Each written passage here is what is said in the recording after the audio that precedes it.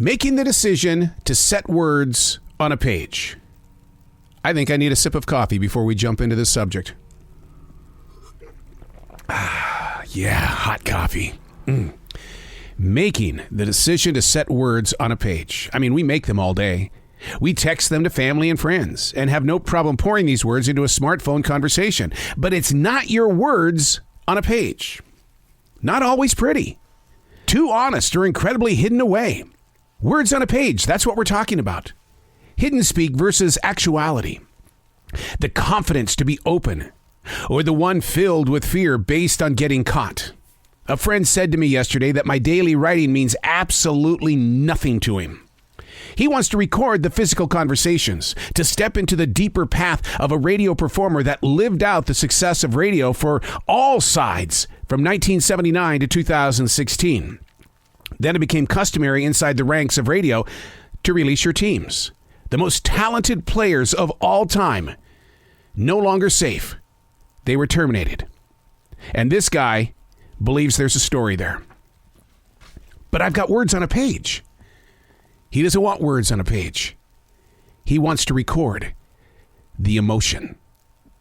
Hey, it's Arrow. This is The Daily Mess, a chronological walk through an everyday world. I am a daily writer. I listen to the universe, and we bring subjects to the page so that we can have a conversation, so that we can build upon the emotions that are set free. And as much as I pour my thoughts onto that page, what you don't feel is the depth of the page after the writing nib has been there.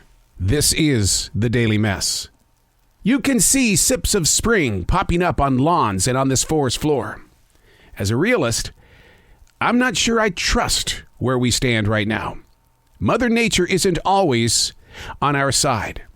I mean, the power of the universe can instantly invite waves of brutal cold on days when you were sporting a new collection of springwear. Personally, I pay close attention to the rising flowers and the scent of fresh leaves on a tree. Do they too become disgruntled when the air in the atmosphere snaps?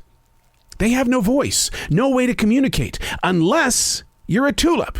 Those bright yellow tulip petals screaming out, "We've got this!" Sips of spring, so early. The best thing is to find the reason to listen, because there's always chatter in the air. Catch a conversation with the pace of a slow-moving stream. What? What does any of this mean? We go from putting words on a page to talking about an early spring that you don't trust? Well, it's like summertime. It may be 85 to 90 degrees, but what happens tomorrow? When that 85 to 90 becomes 100, which then turns into a gigantic thunderstorm bringing swirling winds. We get so confident with where we are with the weather that we totally forget that, you know what?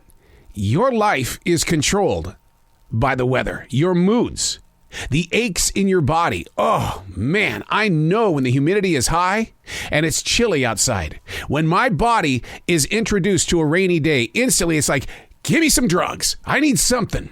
I'm not going to make it through this day because, first of all, it's a gray sky. That's just melting my brain. And second of all, I hurt. I hurt so badly. You can see sips of spring popping up on the lawns and the forest floor. As a realist, I'm not sure if I trust where we stand. In your personal life, where you are right now, not where I am, which just happens to be February 10th, 2023. Happy birthday to my oldest brother, Teddy. But where you are, how has it changed? Because they're saying that we've got these blistering cold temperatures these days, and yet they say it's the greenhouse effect, that climate control is out of control. How is it possible? But then when you start doing the research and you start understanding the after effects of why it's possible and why it's happening, then that develops a new argument to start saving what we're so willing to give away. Do you trust the people around you? It's the weather. Seriously, your boss, your family, your friends. I was just with Tamron Hall. You know her from Court TV, and she has a daytime TV show. We spend some time together talking about the things that happen when the people we know are around us and the things that should not have happened. The temperature around you.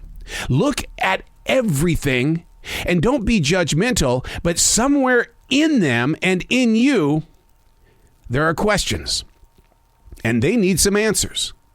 How do you defend yourself? By giving them the right answers. The friend who says, I don't want to read your journals. I don't care. What I want to do is I want to capture your voice. Have you done any of that? Anyone in your family? My mother is gone, but I'll tell you what happened though during my 43 years of broadcasting. Every time I got my mother on the phone, I recorded those conversations because I knew one day that weather system was no longer going to be with me. How are you capturing your seasons, your moments? Preachers talk about it all the time. We're in a season right now. We need to become stronger, have some belief, faith, do some more outreach. Your season. Do you have flowers? The scent of popping leaves on a tree? Are the birds singing? Or is it a thunderstorm? You've got to be heard.